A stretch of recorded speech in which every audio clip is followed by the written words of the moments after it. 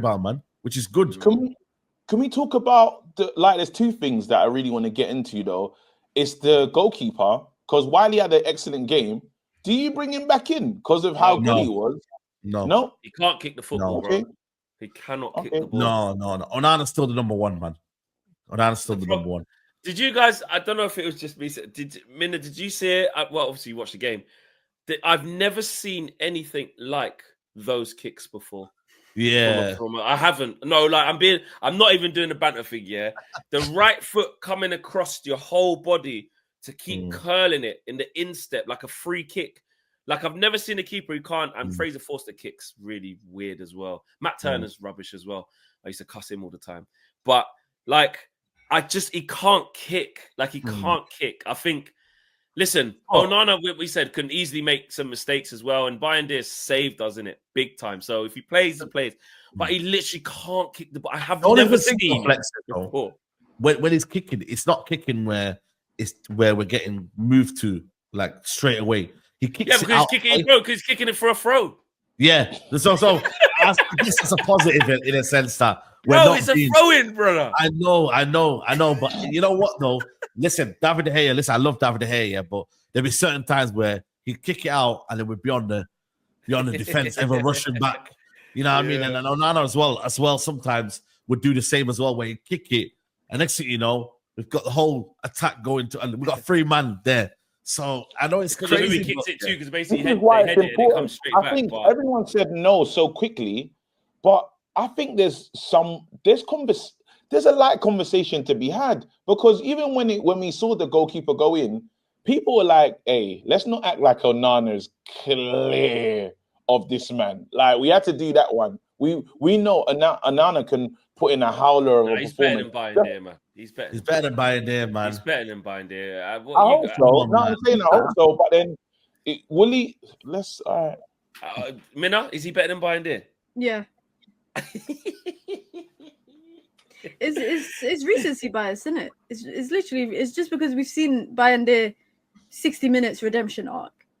But there's nothing wrong with being the number 2 keeper and being the cup keeper. Like if Bayindir goes on to be the FA Cup goalkeeper for us or Europa League, like, I'm fine with that.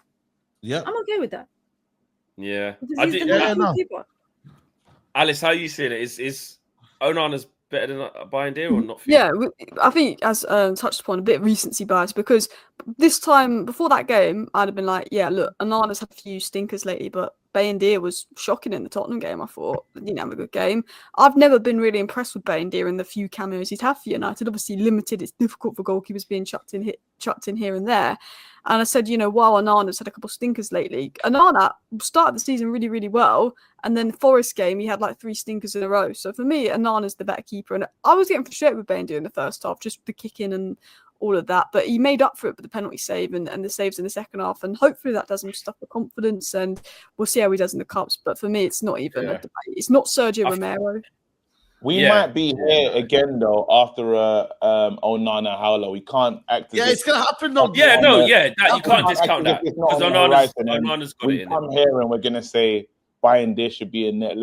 I can actually put that on the bingo card now. That will happen. But it doesn't mean he's better than him. Howler, and then I know he's not bad. That's not what I'm saying. Really, I'm saying that.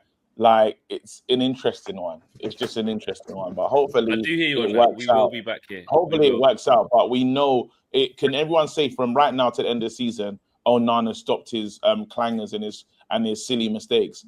Absolutely not. No one's willing to take that bet. But yeah. No.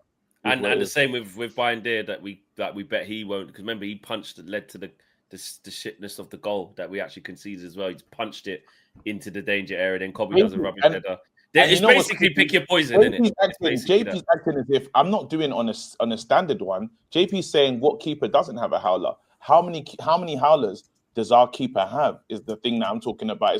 It's totally different. Because if right now I said to ask you guys how many howlers do you reckon Onana is going to have from now to the end of the season, I would love to know the number from you guys.